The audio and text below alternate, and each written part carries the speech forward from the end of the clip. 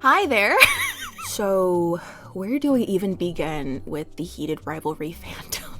Because there is so much going on constantly. I deadass have over 200 tabs of Heated Rivalry stuff open on my browser right now. My computer's crashed like 8 times at this point. It's not happy, and everything moves so fast. I know I'm gonna forget to bring something up. I'm gonna do my best, but I may have to do a follow-up video if I can't fit everything in.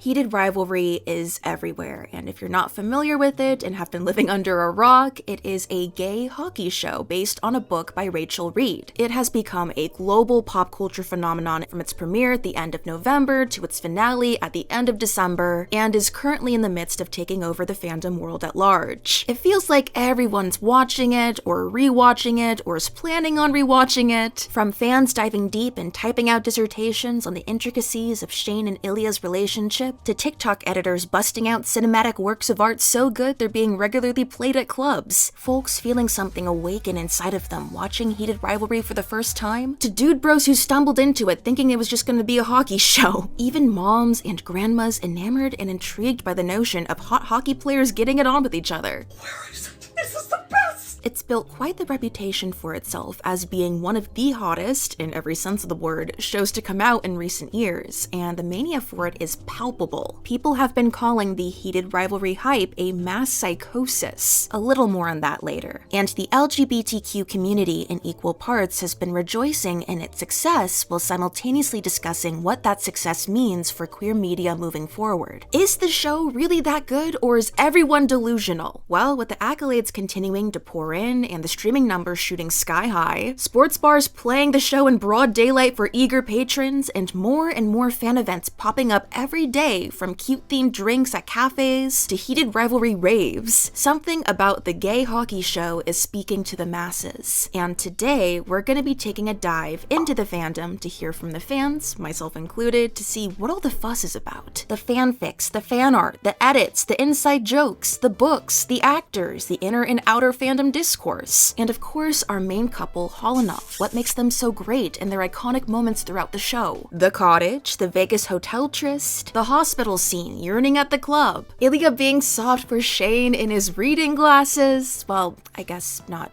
soft technically. Hey, yep! I'm sorry!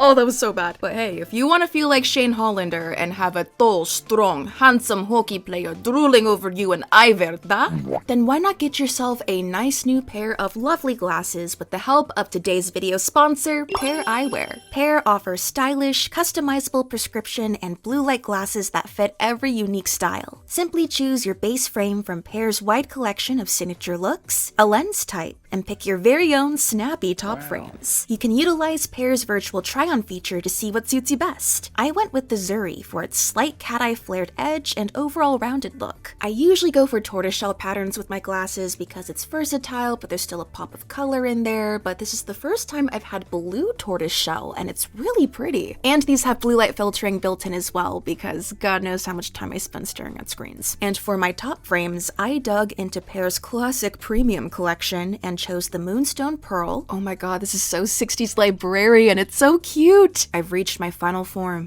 Fandom Miss Frizzle. And Ultraviolet Pearl Shell. I got these partially because I love Mother of Pearl and the colors here are gorgeous, but also because it reminds me of the hex core from Arcane. In all timelines, in all possibilities, only you can show me this. In addition to the polarized black sun top frame, for serious business only, of course. You know the best part of wearing sunglasses? No one can see what you're looking at. I'm very subtle, guys. As someone who wears glasses every day when I'm working and reading, getting glasses through Pair has been incredibly easy and affordable. And if you're in the US, you can try Pair risk-free with free shipping and free returns. So if you're interested and want to give Pair a go, then click my link in the description box and browse Pair eyewear for yourself, and use my special code ColeyGift15 for a free gift with your purchase. That's ColeyGift15 for a free gift with your Pair purchase. Thank you so much again to Pair for sponsoring this video. Now let's get back to Heated Rivalry. Okay, so first things first, what is Heated Rivalry about? The story follows two hockey players, Shane Hollander and Ilya Rozanov, over a decade-long rivalry on the ice. But it's not just a rivalry, it's a hot, sexy rivalry full of longing and angst and smut. Shane is Canadian, half Japanese, and plays for Montreal, while Ilya is Russian and plays for Boston. The names for their teams in the show versus the book are different in real life as well, so that can make things a little confusing when you're reading fics and are like, okay, wait, is this book canon? Is this TV canon? But yeah, Montreal Metros or Voyagers, and then Boston Bruins or Bears or Raiders. By the way, the show's director, Jacob Tierney, mentioned that their respective team logos are cheeky innuendos that showcase their top-bottom preferences. The Raiders being a canon, and the Metros being, well...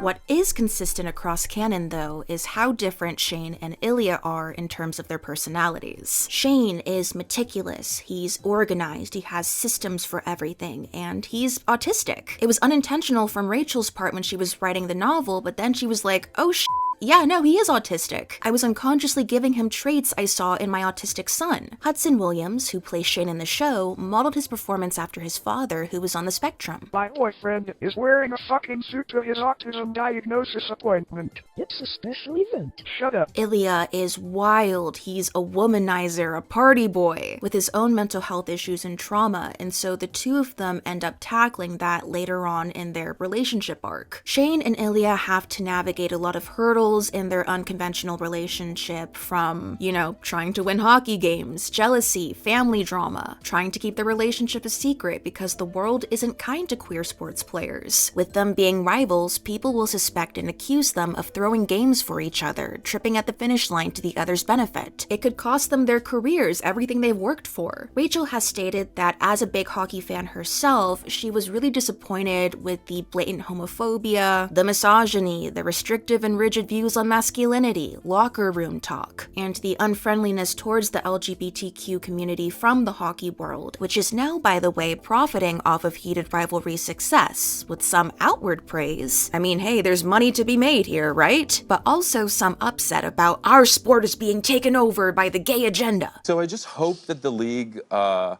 is now like using the show for tweets and Instagram posts and selling tickets, that actually like follows through and supports, what's going on.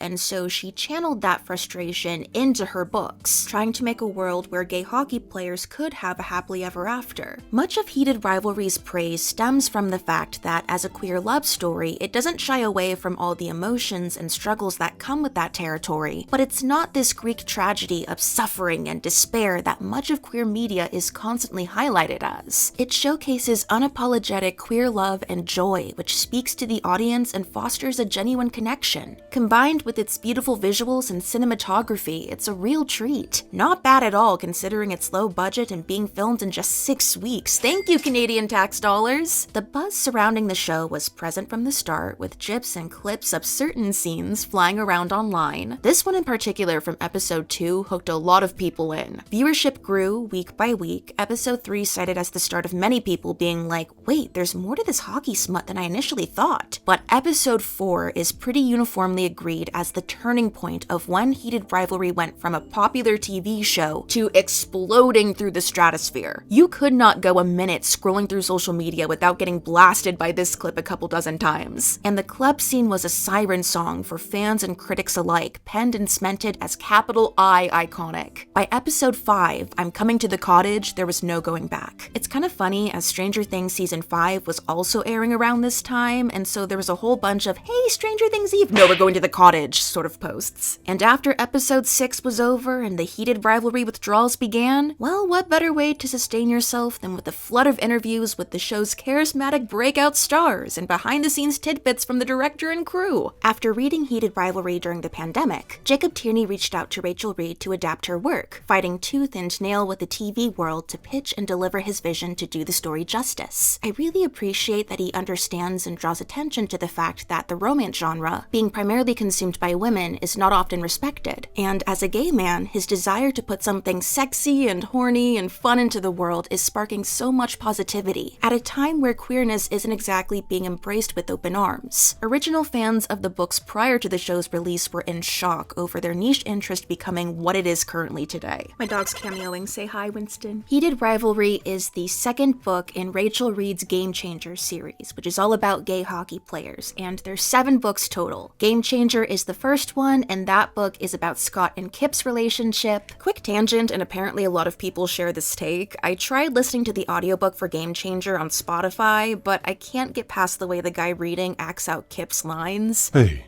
Kip said. Thanks again for the tickets. That was amazing being there. It's like he's trying to go for super gruff and husky, but it's giving cartoon mob boss. It's just a little goofy, I'm sorry. Scott sounds fine though. Scott is another hockey player who finds love with a smoothie barista, Kip, and their relationship is the focus of episode 3 in the show. And if you weren't aware, there's a bit of lore for this. Turns out Rachel Reed's an AO3 girly. So with Game Changer, Rachel, who didn't know you can post original works on AO3, formatted the story to be a Stucky fanfic. That's right, Scott and Kip were once Steve Rogers and Bucky Barnes. Just imagining Kip blending smoothies with a mechanical arm. Peak. Just, here's your blue moon over Brooklyn. And Scott's like, that's hot. Rachel then pulled her fic to publish as an original book, but people still have screenshots of when Game Changer used to be Stucky. The fic to publishing pipeline is wild, or should I say original story to fic, back to original story to publishing pipeline. Not gonna lie, when I first heard about this, I was like, oh, it was totally a Stucky fic first. What are people saying? People turn their fics into books all the time, and that's totally okay. No need to lie about Scott and Kip's origins, but the more I thought about it, I was like, I really can't see Bucky and Kip actually. So, alright, you know what, Rachel? From one AO3 enjoyer to another, I'll take your word for it. And by the way, I love your super bad stuff. After Game Changer, we've got Heated Rivalry, which is Shane and Ilya's story, of course. Fun fact, the book was released 7 years ago. Happy anniversary! And it was also published on the anniversary of Zayn leaving One Direction. After that is Tough Guy, and then Common Goal, and Role Model, then The Long Game, which is Shane and Ilya's second book, which follows Ilya and Shane when they're officially boyfriends, but then they have to deal with other hurdles that come their way in the relationship. Ilya is just straight up not having a good time throughout a lot of the book.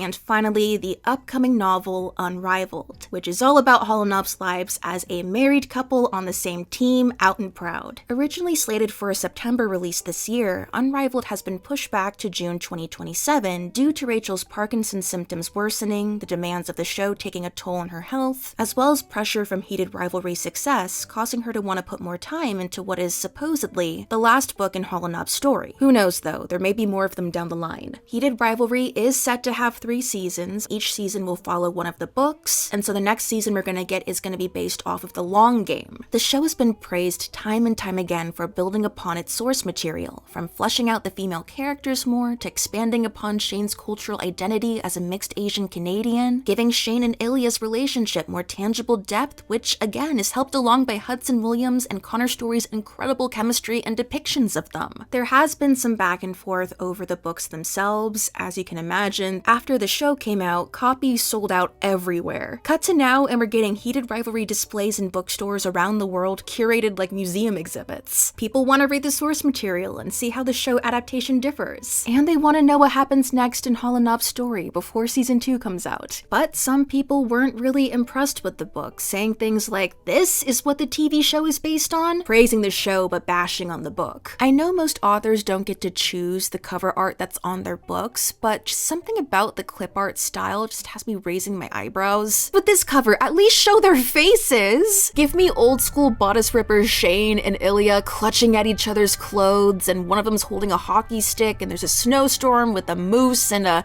bear and a loon in the background, all majestic. But yeah, like many romance novels, Heated Rivalry's been picked apart, torn to shreds, and proclaimed as slop that obviously reads like fanfiction, bad fanfiction at that. Much of the dialogue from the show is pulled directly from the book, which some people have criticized as feeling too fanficky, or you can totally tell it's from a trashy romance novel. Some have even stated that a lot of fanfic out there reads better than the book. But I find it unfortunate that Jacob Tierney, as the director, is often praised for all his decisions with the show, while Rachel Reed, the author, is disparaged despite the majority of the show pulling word-for-word lines and play-by-play scenes from her work. And look, Heated Rivalry is not Tolstoy, it's not Tolkien, it's not Shakespeare, it's not immune to critique, and it shouldn't be sugarcoated as like this literary masterpiece. Because it wasn't written to be. You're not reading Heated Rivalry for a college high literature class dissecting style and prose, or themes like remorse of conscience. Am I personally the biggest fan of the book's writing?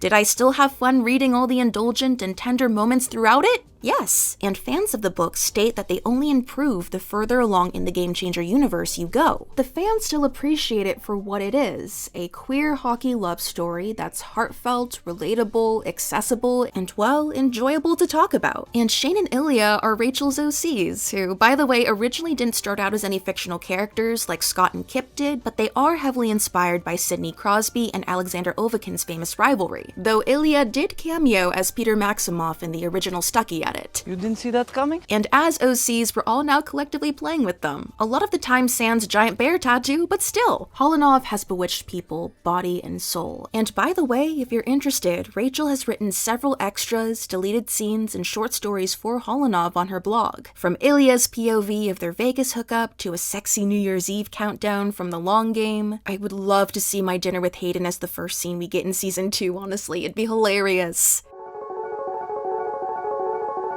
HOLLANOV's dynamic is not one I usually veer towards in romance, solely because I'm not a really big fan of the casual or with benefits arrangement in romances, honestly. I'm a very all or nothing sort of person, and I can't do casual even in fiction. I'm a lover girl, sorry. Not buying the situationship propaganda HOLLANOV is selling. But even with that, I guess, caveat, I think the rivals dynamic really helped balance everything out because they were still getting to know one another, and a lot of the tension came from being opponents on the ice. It feels like something impossible IRL, so it's compelling. There's two sides here, pitted against each other, so there's gonna be drama, team politics, turmoil. But hey, HOLLANOV bang it out in the end. I first heard about the Heated Rivalry show back in December when my best friend started texting me, hey, have you watched this yet? Because it's very much up your alley and I need someone to scream about it with. As soon as I heard the words gay hockey romance, I was like,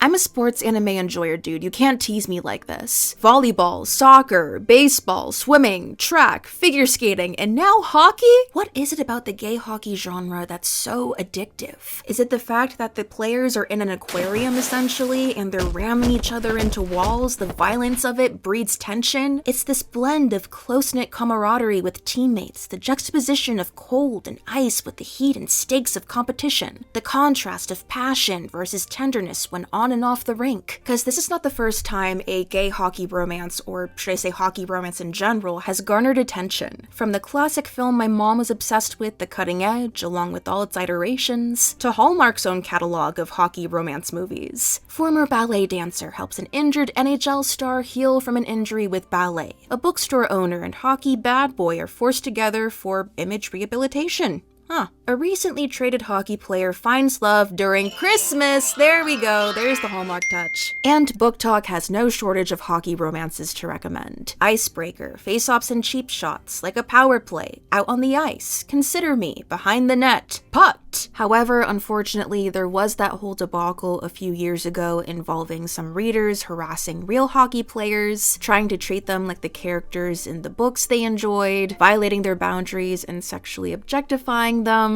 Boy, I sure hope we don't see anything like that for Heated Rivalry. I would be remiss if I didn't mention Check Please, a webcomic by Ngozi Ukaze about a former figure skater who becomes a hockey player and develops a crush on his captain. This was actually the very first iteration iteration of the hockey romance genre I ever came across. I believe I first saw it on Tumblr, surprise surprise, and kept up with it there, and then saw it also at a convention. And so I low-key got deja vu when I saw Heated Rivalry making the rounds. And thanks to Heated Rivalry's success, it looks like we're gonna be getting more check please in 2026, so I'm really happy about that and looking forward to it. The Heated Rivalry effect is in full swing as more and more queer sports media is being pushed into the limelight, which is only feeding fans hungry for more fictional athletes getting sniped by Cupid's arrows, cause Heated Rivalry has left us ravenous. At this point, Heated Rivalry is in my bloodstream. Like, I listen to the OST in the mornings when I work out. Heartbeat 2 is my current favorite track. When it came to rewatches, I believe I ended up rewatching episodes 2, 5, and 6 the most. 6 for the cottage, of course, and then 5 for the will you come to my cottage this summer?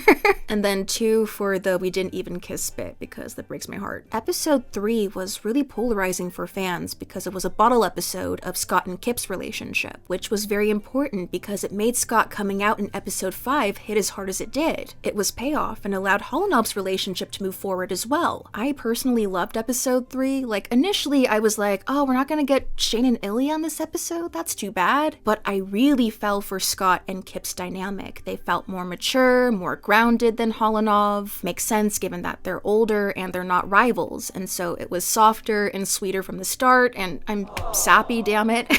But there was still tension in that Scott wasn't ready to come out and Kip wasn't part of that hockey world. Kip needed to keep moving forward with their relationship and Scott wanted to, but he couldn't. Is it fair to ask someone to wait years to be together with you? But yeah, episode 3 has unofficially been labeled by many as like the fandom litmus test. It's an indicator for them if people are into Heated Rivalry for the queer love stories unfolding, or if they just want the softcore. Some folks just aren't into Scott and Kip very much, which is totally fine. Their story's a game changer after all, so trying to shove it all into one episode for Heated Rivalry, I admit can feel kind of clunky. My cousin jokingly called Kip YN and Scott his CEO when they went to Scott's apartment for the first time, which I had a good giggle at. But I like Skip. I'm never gonna skip Skip. Also, how could you not like episode 3 when we got this scene? So far, I've gotten 3 of my friends plus my cousin into Heated Rivalry, and it's been really fun seeing their reactions on their first watch through, and plus I get to send them edits and other weird stuff I find on TikTok. Some people who watch the show were like, I wish we had more hockey bits because the hockey scenes were cool, and honestly more hockey would be neat. And then others were like, oh, there's no plot or action, it's just romance. And I'm like, bruh.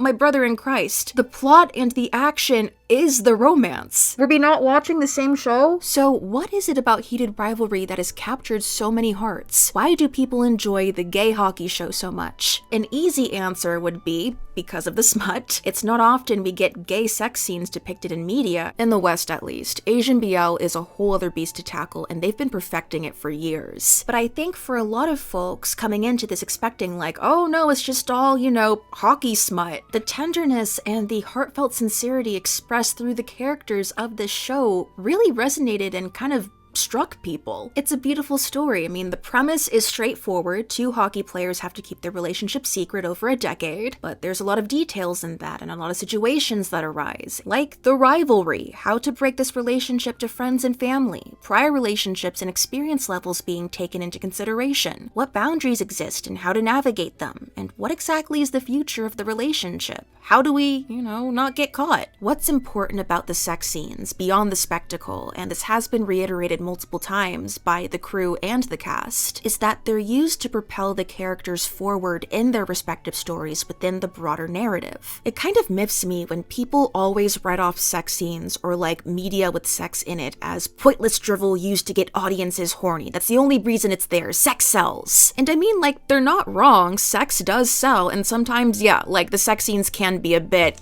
gratuitous, like slapped in the middle of nowhere, but as viewers, we can learn so much about characters through their approach to intimacy, what they desire from it, what it means to them, how they conduct themselves before, during, and after the act. It's a form of character analysis, a way to see what's going on underneath the surface, which is incredibly important in media like Heated Rivalry, where the main conflicts and action exist primarily within the characters, their minds, what they're doing, and each encounter with other characters characters leads to new conflicts, new resolutions. It's a vulnerable thing, no matter what lens you're looking through. I mean, physically, you're naked with your out, and then emotionally, you're opening yourself up to another person. Again, it's very easy to go, oh, it's just sex, it's not that deep. And for some folks, yeah, I mean, they like Heated Rivalry because they think the sex scenes are hot. They're happy to sit in the cuck chair while HOLLANOV go at it. I think the key here is saying yes and. Yes, people enjoy the smut and everything else along with it. If you do want to employ a more critical eye for those moments, then narratively, it's not just two damp bodies slapping against each other on a screen. At the heart of it all, it's the action pulling everything else along. Sorry babe, it's porn with plot in this house. That's not to say that every single sexual encounter between HOLLANOV is like this profound experience. Like, sometimes characters have sex for fun. Shocking, I know. Groundbreaking. But you can still learn more about them as a viewer through those fun dalliances. Where they're at mentally in that moment. Is their head in the game? And at the end of it all, once there's finally decent communication and feelings are laid out on the table, the sexual intimacy can simply be a physical expression of love, and the fans understand this very well. With the spicy, you also get the sweet. There's this very wholesome core in the center of all this smut, and that's my favorite flavoring to have in any fandom. It makes us as the audience feel all the more engaged. We want to root for these boys. I don't think it's controversial to say that Heated Rivalry without the smut would not hit as hard as it does, while at the same time,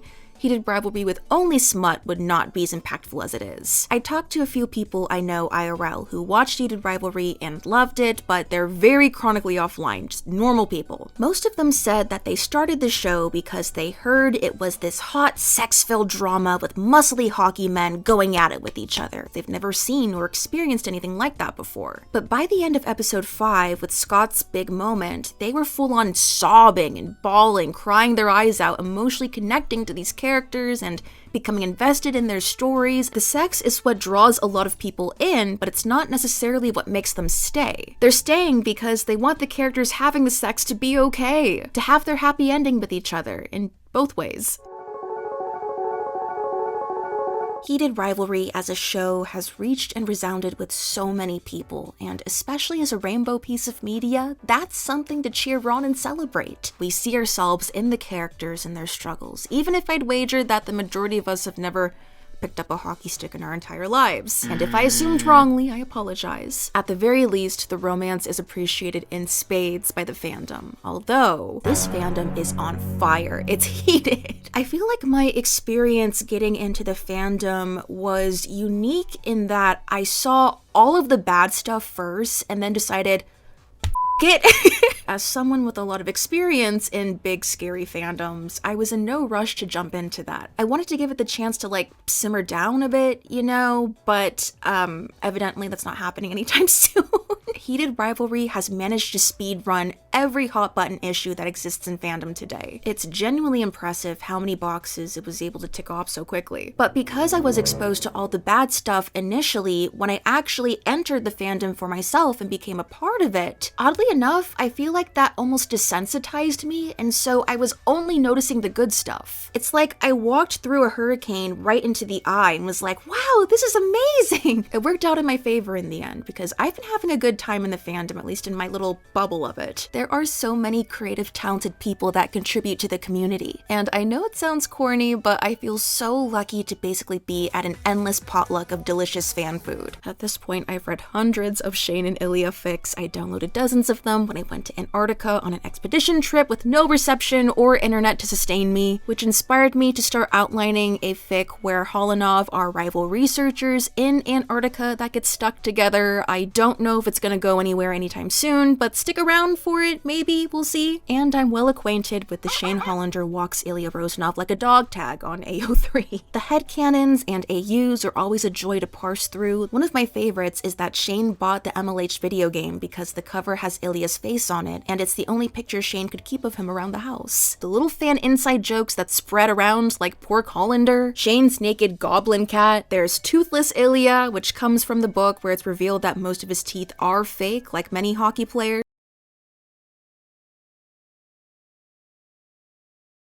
Snoopy Shane and Woodstock Ilya kills me as well. It's so perfect, look at them. All of the fandom crossovers with Heated Rivalry have been hilarious. Canada's Shane Hollander. and Russia's Ilya Rozanov. And by far, one of my favorite parts of this fandom has been the Calico Critter or Sylvain family reenactments of scenes from the show, with hand-painted animals to boot. Ilya has a mole and Shane has his freckles. Yeah, I'm not biased at all, clearly. And the Animal Crossing reenactments as well are so good. What the fuck was that? A loon? The RP account shenanigans, Dan and Phil watching Heated Rivalry on their Patreon and all their crazy reactions. Jokes about Heated Rivalry taking place throughout the 2010s, so whilst HOLLANOV are going through it with each other, there's a whole bunch of other cultural touchstones taking place. The cottage. I'm coming to the cottage.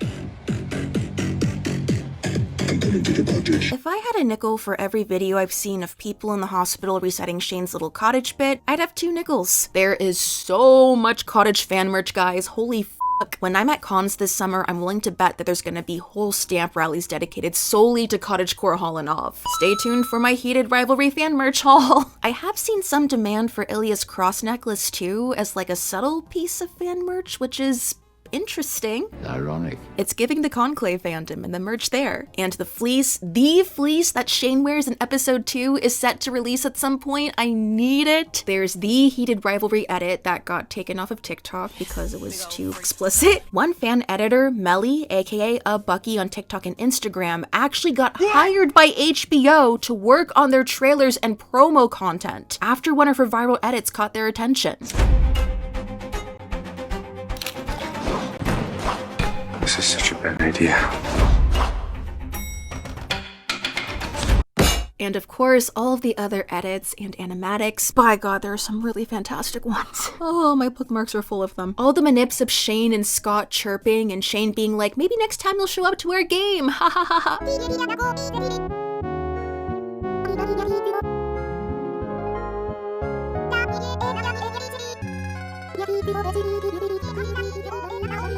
There's Jealous Ilya as the fish from Barbie: A Mermaid Tale. They're the same picture. By the way, I really appreciate that the girls of Heated Rivalry are very well respected and regarded throughout the fandom. Like, you really don't see any, I hate Rose because she was an obstacle in Shane and Ilya's love sort of posts that you may expect from the ex-female characters getting in the way of my gay ship crowd. And that crowd in general has tampered down quite a bit nowadays, thankfully. Instead, people clown on Ilya for being jealous of her. And she's often shipped with Svetlana, who is so gorgeous, oh my god. I personally like Maria and Elena together. Give me a successful corporate tech babe with a struggling smoothie barista, please, please! There's all the POVs of fangirls in the Heated Rivalry universe, convinced that HOLLANOV is real and they're putting together conspiracy boards on Tumblr. Heated Rivalry themed ASMR is honestly incredible. Oh yeah, there was everything with the Quinn Romantasy audio series, Ember and Ice, that Hudson and Connor worked on together. I swear to God, that photo shoot must have sent at least a dozen fans into a coma. Like, dude. Hell, not only did they narrate everything, wet macaroni sound effects and all, they were the ones that pitched the idea of fairy smut to Quinn. That whole saga and the Heated Rivalry fandom tapestry felt like a goddamn fever dream. Some fans have made it their mission to try to figure out Ilya's body count, which, after taking information from the book, doing some calculations, and a full-on spreadsheet, falls somewhere between 500 on a lower estimate to over 1,000. Rah rah Rozanov indeed. Shane and Ilya up to no good in The Sims is a constant on my For You page. They can never keep their hands off each other, and Shane is always pregnant without fail. And don't even get me started on all the Omegaverse fanworks. Dude, the number of people I've seen be like, I was never into Omegaverse. Until now. HOLLANOV's power. Every day I wake up and thank whatever divine powers exist in the universe for putting me in the same timeline as Heated Rivalry fan creators who draw and write about Alpha and Omega, Ilya and Shane. Thank you all so much. Many fans have compared Heated Rivalry with Yuri on Ice, especially given that Yuri on Ice turns 10 this year. Jesus Christ. And there are a lot of parallels from, you know, the ice sports, the Japanese-Russian couples, the glasses. There have been proclamations of Victory had a hidden kiss so that HOLLANOV could There's even been fanworks where the two couples meet. It's fed into a whole Yuri on Ice resurgence. We're reviving the ancient texts. History really is a circle. Yuri on Ice has often been put forward as a must-watch for Heated Rivalry fans. And there's been other popular recommendations too. From, again, Check Please to other sports romances. I've even seen Interview with the Vampire put forward, which... holy f***.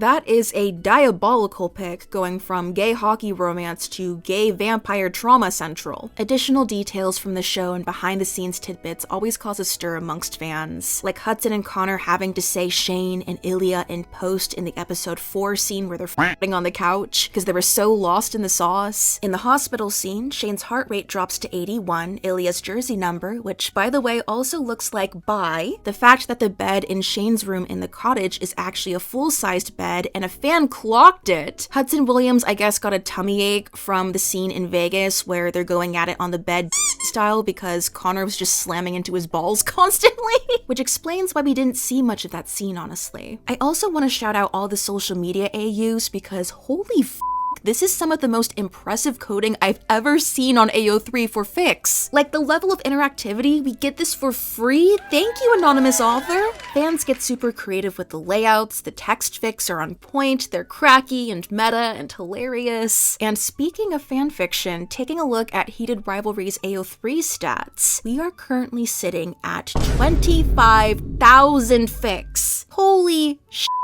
Prior to the show, this is where Heated Rivalry was at. That is astronomical growth in a matter of 4 months. A little more on that in a sec. Rating-wise, is explicit gonna be the number one? Yep, it is. Followed by teened up, mature, general audiences, and then not rated. Checks out to me. Although, speaking to my point before, when I was looking for fics for Heated Rivalry, I was like, looking for smut, of course, but then I was really touched by all the really sweet, like, family bonding fics between Ilya and Yuna, Hayden being a good friend and being there for HOLLANOV even though they torment him, the future fics where Ilya and Shane have kids together, just beats my heart. For fandoms, we've got Heated Rivalry, Game Changers, all media types, Heated Rivalry RPF, Harry Potter, of course, Red, White, and Royal Blue, not surprising, Yuri on Ice, Men's Hockey RPF, The Pit, and finally, Original Works. The most written about characters are Ilya Rozanov, followed closely by Shane Hollander, and then Hayden Pike, Yuna Hollander, David Hollander, Svetlana Vetrova, Rose Landry, Scott Hunter, Cliff Marlowe, and Jackie Pike. Oh, no Kip. Wow. I'm actually kind of surprised there's not more Scott and Kip. Granted, there may be more of them in the Game Changers area of AO3 because that's their book. Oh, never mind. Skip are currently at around 1,000 fics total. For relationships, Shane Hollander and Ilya Rozanov are the number one, of course, and then platonic Shane and Ilya, and then the besties, Shane and Hayden, followed by Kip and Scott, and then Ilya and Svetlana platonically, and then Shane and Rose platonically, Hayden and Jackie Pike, the eternal side couple for HOLLANOV, Troy Barrett and Harris Drover, the main couple from Role Model, oh, and then the familial relationship between Yuna and Ilya, and finally, Ilya and his bro/victim of HOLLANOV's antics, Cliff Marlowe. For the top additional tags, Ilya Rozanov loves Shane Hollander, and then Shane Hollander loves Ilya Rozanov. Stop, that's adorable. Those are the top 2 tags. I'm dying. And then fluff, hurt comfort, alternate universe canon divergence. So if canon took a turn, what if Y happened instead of X? Sex, autistic Shane Hollander, bottom Shane Hollander, and established relationship. My favorite. The most kudos fic for Heated Rivalry is Please Leave a Message. It's when Ilya is added to the WAGs group chat. This one's fun. Or Ilya Rozanov is apparently one of the girls. They don't realize that Lily is Ilya and they're like, oh, Shane's always talking to someone named Lily. We should add her to this group chat so she's part of the crew. The sequel is cute as well. WAGs fics are very popular in the fandom, with either Ilya or Shane being added to group chats with the partners of their teammates. And then the second most kudos one, I read this one too, and I spit out the seeds. A video of Shane sucking Ilya's is leaked. Over the next 24 hours, Ilya goes on an odyssey. He drives all over the place trying to find Shane to comfort him. And then Across the Wires is the sequel to Please Leave a Message. Fanning the Flames is a canon divergent fic where Ilya and Shane are able to come out on their own terms. They start sprinkling Easter eggs on social media for people to catch on that they're together. And then this one was really hyped up on Twitter, so come over now and talk me down. Basically, after their encounter in Vegas where Shane doesn't send the "we didn't even kiss" text, he drops. He experiences sub-drop, which TLDR, your endorphins, all your brain chemicals just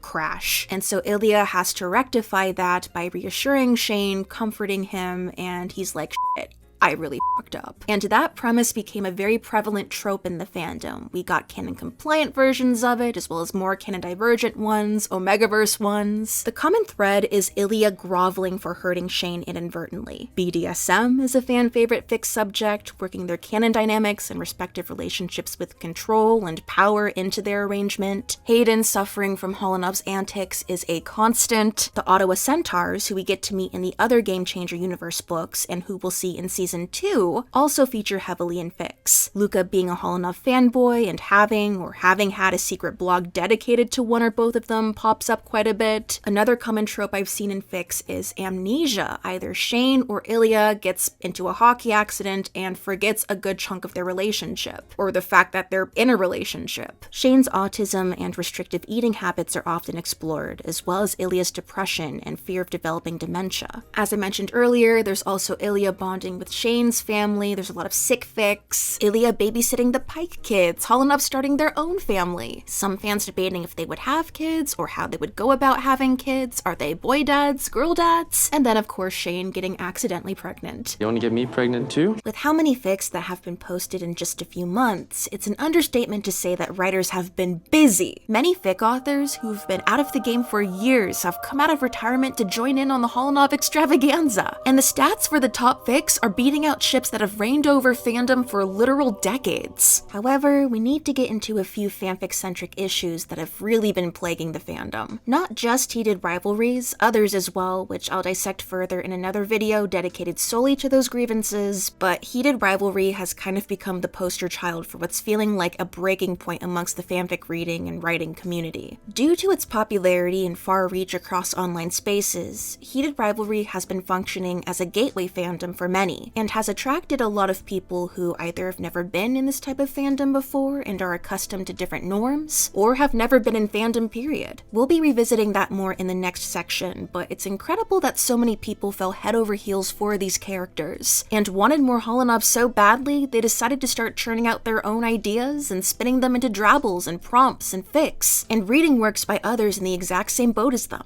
However, this has also unfortunately come with a deluge of bad behavior that has newbie and veteran writers alike wanting to pack their bags and never touch heated rivalry again. The fanfic reading etiquette in this fandom is abysmal, non-existent even. Authors are treated like content farms and are constantly beleaguered by readers demanding more. Where's the rest of it? Why aren't you writing right now? Fic when? Next chapter when? I can't wait this long. Did you abandon this fic? When the last update was only a week ago. Fic writers aren't seen as fellow fans sharing their love of heated rivalry with the greater community through their writing as a gift. It's just, need more content now, feed me or I'll yell at you until you do. The entitlement is gross and is emblematic of this sort of consumeristic hustle culture that's been seeping deeper into fan spaces the more mainstream fandom and fanfiction gets. This also ties in with people not understanding that fanworks aren't simply an extension of their source material, more content so to speak. They can be transformative and don't have to be the epitome of realism and follow canon to a T, which results in fans treating anything that deviates from the source material like blasphemy. Which, okay, it's one thing to prefer fics that are more centered around and in line with canon, but it's like there's this unspoken list of criteria that all acceptable heated rivalry fanfiction has to meet. And if your fic doesn't make the cut or contradicts anything on that list, death by Zamboni, don't even try it. Prepare for it to be picked apart, torn to shreds, and decimated in the comments. Or even worse, have screenshots of it shared on social media to be ridiculed by thousands of people across different platforms. This has been happening a lot. As someone who's been reading fics for over 18 years, I am gobsmacked by how cruel this is. What? Like, just why?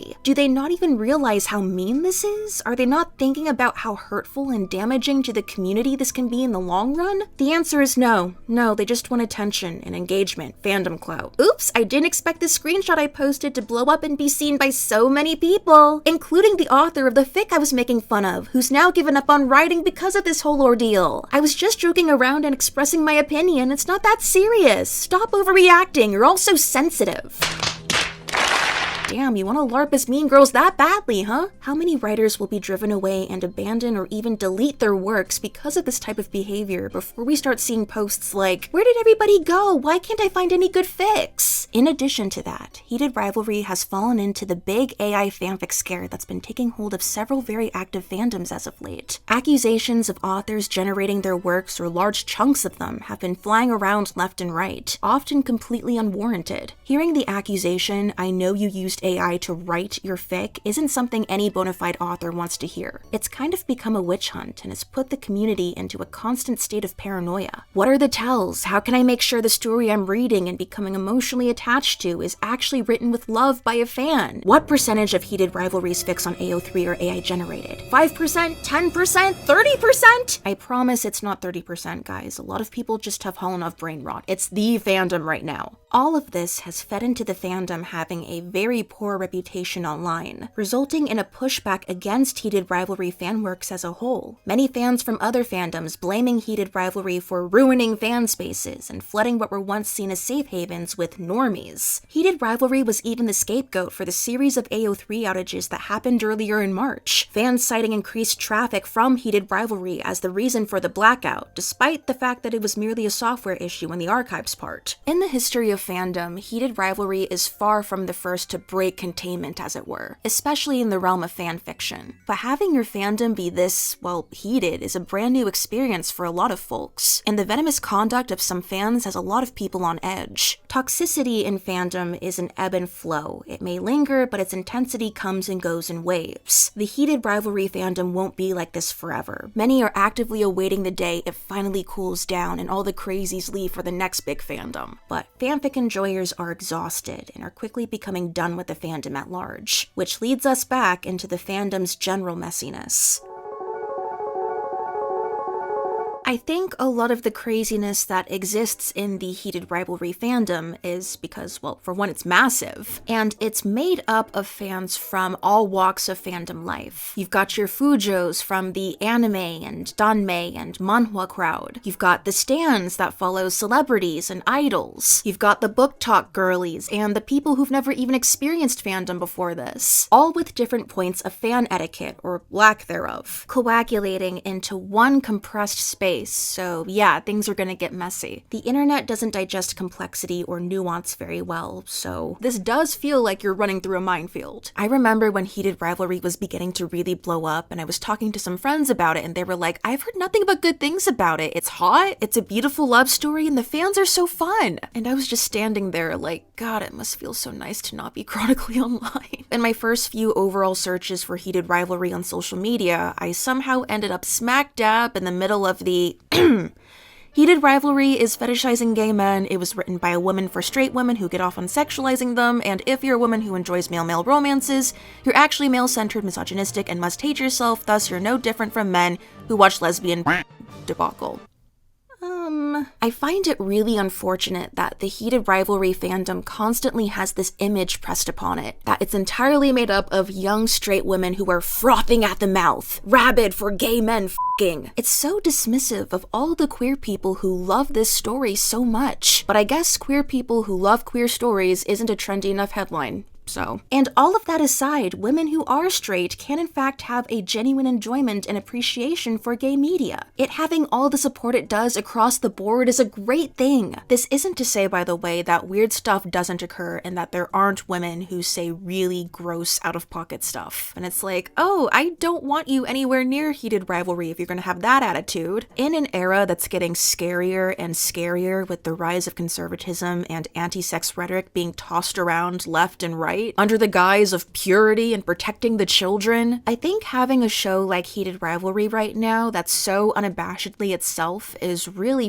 important. But once the show exploded, so did the infighting in the queer community. Gay men's opinions have been pitted against one another for validation, who's really correct and right about their Heated Rivalry takes. Many loved the show as they saw themselves and their own experiences reflected in the characters and felt it was a hopeful and joyful expression of queer love. Others didn't care for it because they felt it lacked authenticity and skimmed over important parts of going through life as a gay man. Lesbian women's identities have been policed and questioned because because you can't be a real lesbian if you enjoy a show where two guys are having sex, you're a fraud. And straight women and or anyone labeled a straight woman because they're not out or queer enough. So sorry aces, NBs, bisexuals, trans folks, and anyone who doesn't present quote-unquote correctly, they must be sick, twisted people only watching Heated Rivalry to fulfill their sick fantasies. There was also a stir about Heated Rivalry not being realistic enough in its depictions of gay sex, leaving out the less fluffy bits, to which Jacob Tierney responded, "This is not a documentary. You want to watch them douche? You want me to include Shane in the bathroom for half an hour with the enema? That's not what we're doing here. We're skipping that part." It's the same reason why we don't really read about people going to the bathroom in novels, or the female protagonist going off to apply Vagisil. It's a fantasy. It's life without all the mess, and unless the creatives want to depict it, then they don't have to. Heated Rivalry is not a sex ed manual, and so if you do want to get down and dirty with someone, then don't consult the fictional hockey show, or fanfiction for that matter. Along with this territory, many sapphic media enjoyers have been quarreling amongst one another, with some expressing frustration over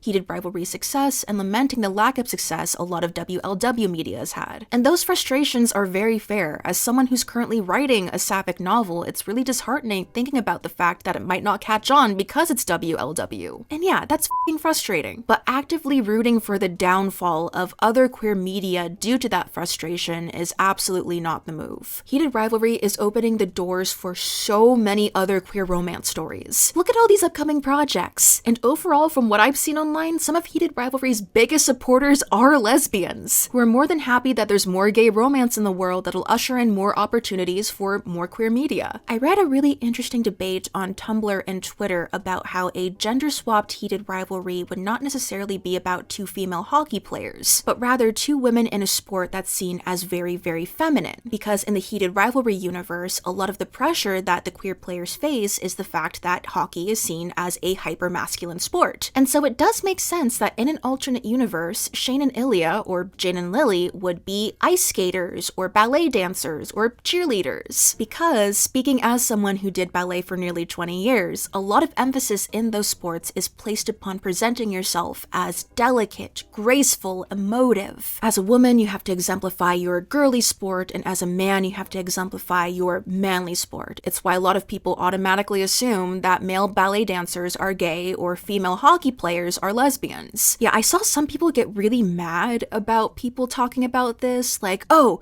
you just don't want to see lesbian hockey players. And it's like, no, I mean, I would love to see lesbian hockey players, honestly. If you're a lesbian hockey player, please throw me against the glass. I've actually been getting more into women's hockey after Heated Rivalry, and a lot of other fans have been too. Like, they have real life Heated Rivalry. I want to be there. But it's just about societal gender expectations and what women should be doing and what men should be doing, which is a big part of Heated Rivalry. It's expected you get married early, pop out a bunch of kids, go sleep with some puck bunnies, and then beat other guys up in the boy aquarium. And in real life, you see this much less because I think people realize how odd it sounds to the people around them when they say it out loud, but online there's almost this hypervigilism present for those who enjoy Heated Rivalry. But as usual, the exception is straight guys, because the bar's in hell, and so if they just go, yeah, I enjoyed Heated Rivalry, it was fine, then they're deemed the perfect ally and OMG, King likes gay sex, yay! If you're a woman though, you have no way to win here. You're called stupid and frivolous by dude bros who believe that anything women enjoy is automatically cringe and objectively bad, and then you're called a traitor by other women because you're enjoying romance and depictions of intimacy that don't involve a woman. We've reached a point in fan spaces where people are saying that enjoying any depiction of queer sex is wrong because you're fetishizing it, and therefore the only non-problematic way to enjoy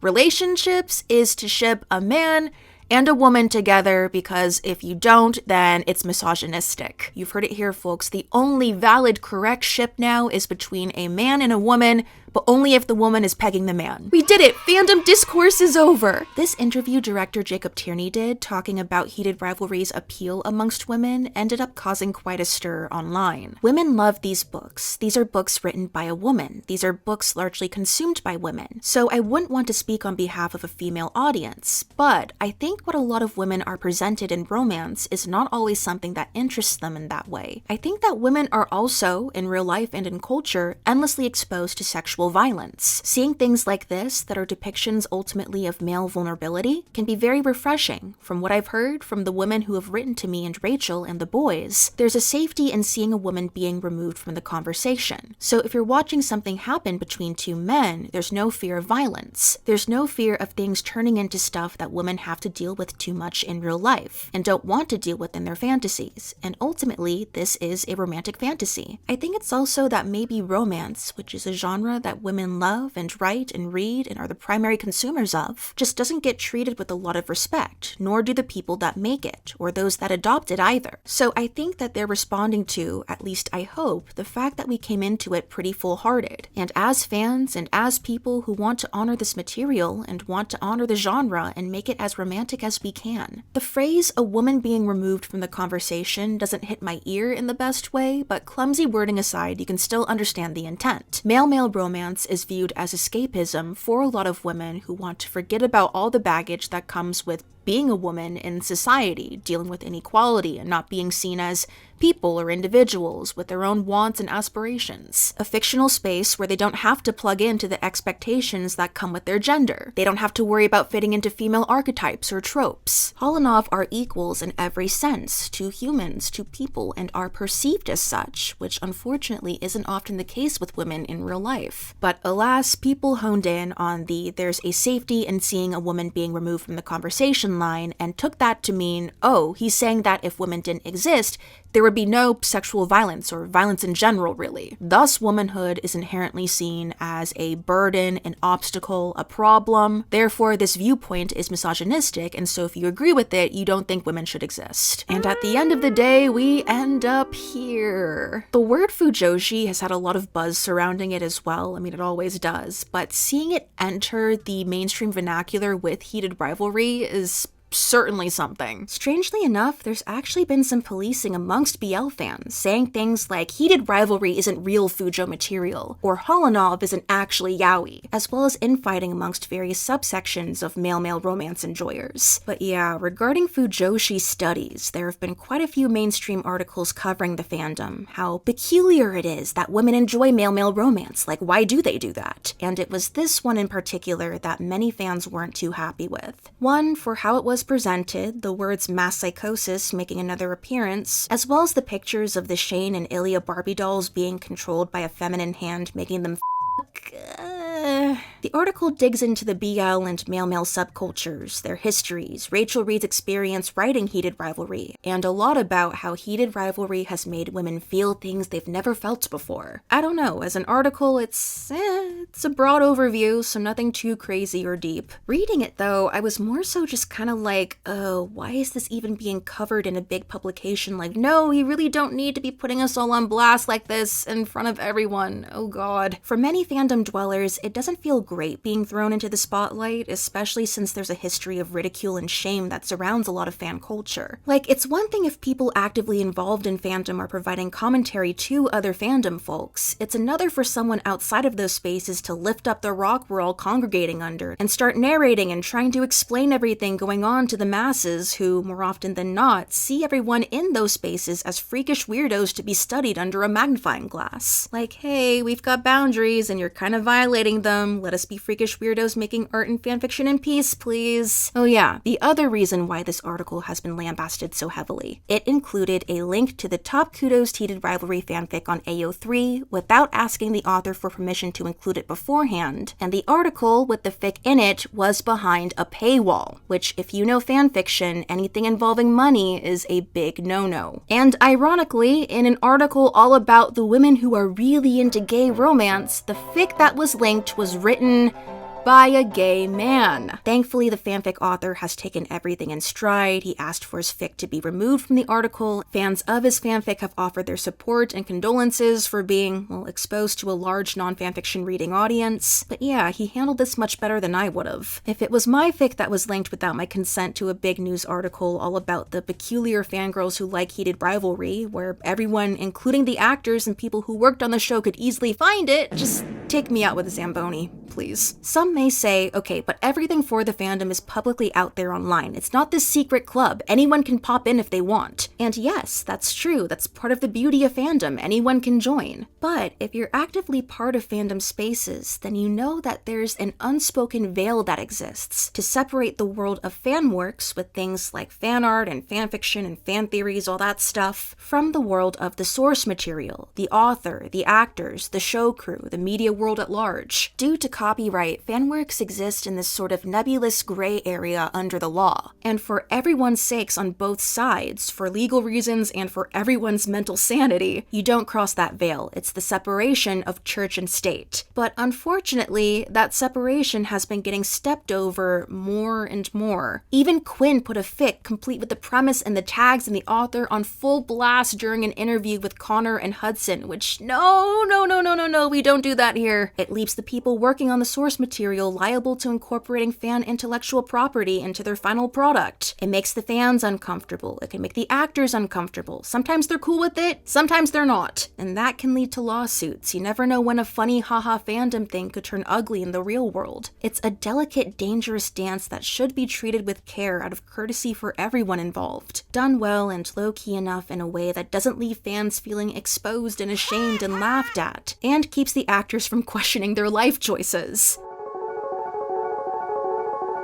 Outside of the more niche fandom stuff, I'm continuously blown away by how mainstream heated rivalries become. It was talked about on The View, the news. Hudson Williams took pictures with the Canadian Prime Minister, for crying out loud. Connor hosted SNL. HudCon were both torchbearers for this year's Olympics. They were at the Oscars. Zoran Mamdani recommended it during a speech and revealed that those with the New York Public Library card could access the Heated Rivalry ebook or audiobook for free, and the book's downloads went up by 529%. What's been really incredible to see, though, with the Heated Rivalry effect is that it's inspired gay athletes to tell their stories and let the world know that, hey, we exist. Hopefully, we'll be able to see some real change in the sports world that will allow the anonymous pros that have reached out to the actors and Rachel Reed to live out and proud while continuing to play the sports they love. To think that The Catalyst was a 6-episode show with a limited budget for a Canadian streaming service with 2 fresh-faced leads whose lives would quickly be turned upside down. The Waiters to Mega Celebs AU, a classic. As new actors getting thrust into the spotlight very quickly, Hudson Williams and Connor Story have had a lot on their plate in terms of dealing with their newfound stardom. I swear, every time I open up YouTube, there's a new interview with one or both of them. I have a feeling we're gonna see Hudson on Hot Ones this year. I'm calling it now. Both of them were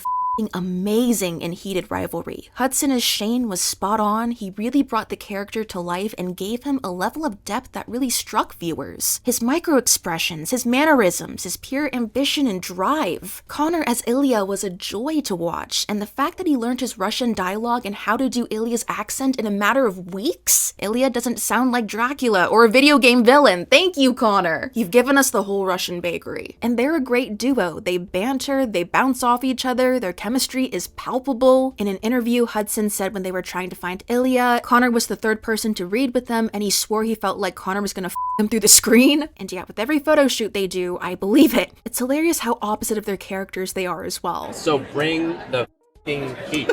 Hudson can have more. Be nice to me. I'm sensitive. Don't be nice to me. Spit in my mouth. They've got matching tattoos. Hudson calls Connor his life support person. HudCon is booming. Their RPF stocks are through the roof. But with all of this comes things like invasive fans, analyzing their every move, digging into their pasts, their sexualities, trying to shove these boys together every chance they get. It's one thing to be like, oh, HudCon are so funny and chaotic. It's great seeing them interact. I'd love to see them in future projects together. And it's another thing to be like, HudCon is a unit. They must take on every single project together and they cannot deviate. If they're with any other people, there will be consequences. And then on the flip side, you have Hudson and Connor solo stands at each other's throats, lobbing insults and trying to pull the other down to prop the other up. It genuinely gets scary. Hud sells, Con solos. There's a lot of finger pointing. Hudson fans said this, Connor fans did that, rinse and repeat. It has been a lot. Connor and Hudson are very, very close and very good friends, but they have stated that they try to tackle events separately to mitigate being solely seen as a unit, and like, good for them. Hanging out with other people and putting a healthy distance between one another, it's important. I mean, we've got 2 more seasons of Heated Rivalry after all. Gotta make sure this relationship stays strong. But their unit status has also affected Francois Arnaud. Francois, who is openly bi, has been the target of horrible harassment online. Heated Rivalry fans being homophobic? He and Connor hung out a few times, which some fans saw as a danger to HUDCon, as well as believing Francois was simply using Connor for clout, leeching off his new fame, which resulted in folks going after him and sending him death threats, claiming he's trying to take advantage of Connor and calling him a predator for being around Connor, who's 26, mind you. Connor has also been the target of awful homophobic hate campaigns, prying into and picking apart his private life. It's disgusting. Some fans upset that who he is IRL isn't Dom Daddy Ilya Rozanov and turning against him, others despising him for his interactions and relationships with Francois and Hudson. And oh boy, let's get to talking about the racism Hudson faces. In addition to being called a queerbaiter for having a girlfriend and having false info spread about him, Hudson has been harassed by accounts entirely dedicated to posting racist shit about him, commenting that they hope the racism ruins his career. It is so entirely fucked up, and the fact that it's being encouraged by whole groups dedicated to targeting him is even more so. And because Hudson is Asian, many have jumped on that as an excuse to be like, oh, well, because he's half white, he's not really Asian, therefore it's impossible to be racist towards him. It's always about what's convenient, right? Like, Hudson is white for this narrative, and Hudson is Asian for this narrative. Oh, it's so fun being a mixed kid sometimes. Yeah, sorry, half Asian is still Asian, and he's Asian enough to have piles of racist remarks directed his way. All the posts and comments are honest to God really hard to read, and it's a clear reminder for many that there's many different sides to this fandom. Some are more focused on the celebrity side of things, and some are more focused on the fictional side of things. But that divide is also lost on a lot of fans, and the line between Shane and Ilya and Hudson and Connor is blurred or doesn't exist for a lot of them. The part of the fandom heavily invested in celebrity culture, who have been engaging in parasocial behavior to a staggering degree, has gotten so bad and out of hand that news outlets all over are reporting on the insanity unfolding day in and day out. And it's horrible that people are ripping into the actors themselves because they're mad at their fans. This isn't an eye for an eye here. Since we're on the topic of Asianness, I'm gonna go back to the show and books real quick because I don't want to leave any stuff out from that sphere of discussion. As a half-Asian person myself, I really appreciated how Shane's identity was navigated in the show. The pressure he feels to be a role model, how it affected him growing up in the predominantly white hockey world, how it connected his mom Yuna to hockey when she was growing up. Yuna can be a pretty controversial character in fandom spaces, with some people praising her as a parent, others criticizing her. I think it's ultimately complicated. In general, being first gen and wanting to fit in, being encouraged to assimilate and then encouraging your child to because you don't want them facing the same hurdles you did, and understanding the society they're in is rigged against them, wanting the best for them, while simultaneously, all of that can be quite damaging to the child's identity, putting pressure on them to uphold this idealized image, and sometimes, ironically, leading them to feel out of place and disconnected from their cultural roots. There has been quite a bit of disappointment, though, in how Shane's Asianness has been depicted in the books,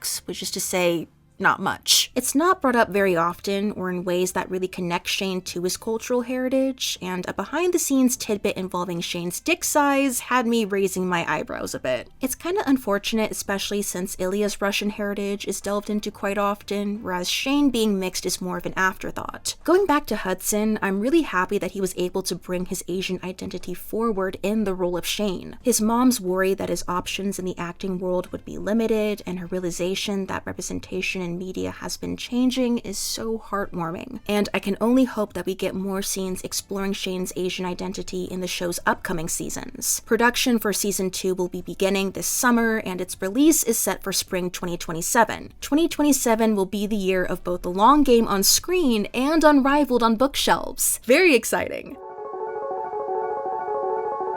The fandom for Heated Rivalry, with all its idiosyncrasies, highs, and lows, is only getting bigger and will continue to grow with the more official content we get. The power of fan dedication is always amazing to see, and I love how many real-life events and gatherings, fan merch, and general hilarity is always going on. I highly encourage everyone who's interested in joining the fandom, or is already in the thick of it, to enjoy yourselves, find people you can click with and yap with, build your own little fan groups within the greater fandom. But I also encourage everybody to exercise respect, be tactful and civil with other fans, and remember that we're all sharing a community here. Nobody wants to be the one who tramples on the community garden or shits in the community pool. Be mindful and have fun watching these boys get fluffy and freaky. To end all of this on a high note, I was tempted to record my reactions when I was watching Heated Rivalry for the first time. I'm glad I didn't because I was kind of a hot mess the entire time.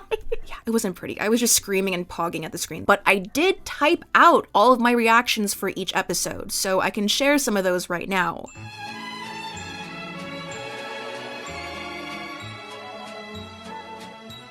The breathing on the spin bikes, the crotch shot while they're talking. Is this an allegory for something? Shane's thighs. Holy shit. More? Ah! Squishy, squishy butts. He's stroking his Oh, he put on a suit. He's nervous. So cute. The sound effector. Are you kidding me? The language barrier stuff with Ilya is subtle, but it's a nice detail. He has a What color? Is it purple? The slide phone, I miss those. 9 inches, holy f***. On the kitchen, on the floor, all of the above. Cute little Pottery Barn ass bed. Screaming, screaming, screaming. His ass is so plump. Titty is stress ball. They're fading to black? Damn, never mind, they f***ing. He keeps asking if it's okay. Aww. Are they eating froyo? Folding his pants again. Cutie.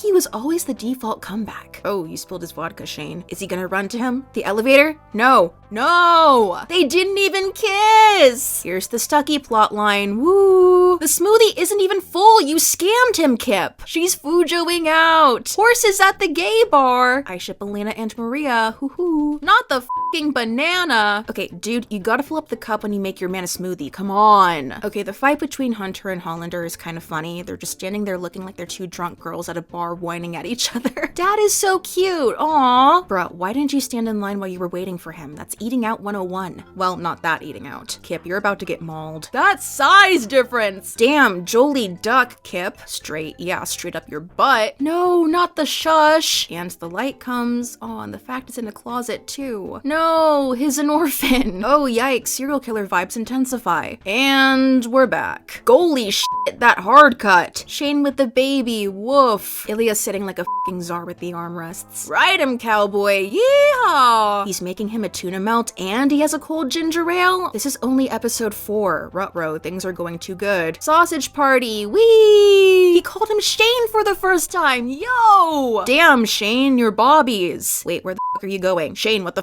f***? Shane Hollander can have whatever he wants here. Yeah, except for a f***ing ginger ale. Oh man, he has to scroll to find Ilya. Cue Mr. Brightside, it was only a kiss, it was only a kiss! Okay, I just realized Shane's voice is kind of giving Hayden Christensen vibes as Anakin, that little whine to it. Rose is so sweet and cute. Aww. Ilya in a Hawaiian shirt is kind of frying me. Ooh, wild with the corona. Wow, wow. Shane looks like such an Asian dad by the pool. Touch hands in the sand. Touch hands in the sand. Yes! Dealing with grief with sex. Ilya is free! Shane, if I had a counter for every time you've said f*** you, like, I know it's so that Ilya can say, no, I'm gonna f*** you, but still, find better comebacks, dude. Crossing sticks, eh? Oops, concussion time. Got too lost in each other's eyes. Shane is so cute out of it. Aw, cottagecore summer in Canada. Oh, is Hunter gonna do it? A kiss! Cottage! Hand holding and endearments in the car. Watch the lamp. Bell B, ha ha ha. A loon? I love you! Ah! I thought he had a deer slung over his shoulder like a mountain man.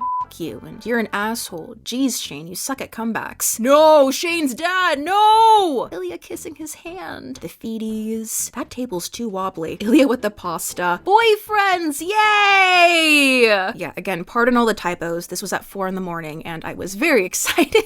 Thank you all so much for sitting through this deep dive into the Heated Rivalry fandom. I know we covered a lot, but I feel like I might have skipped over some stuff. I could do an update or follow-up in a few months to see where the fandom's at after it's gotten a chance to settle down a bit. As always, if you want to see more fandom, fanfiction, and fan culture-esque videos from yours truly, then feel free to subscribe. And if you want to check out my fanfiction recommendation spreadsheet with over 1,000 fanfics on there, a lot of which is Heated Rivalry now, as well as watch exclusive videos you can't find on my channel, then head on over to my Patreon or YouTube memberships. Thank you all again so much for watching, guys, and I will see you in my next video.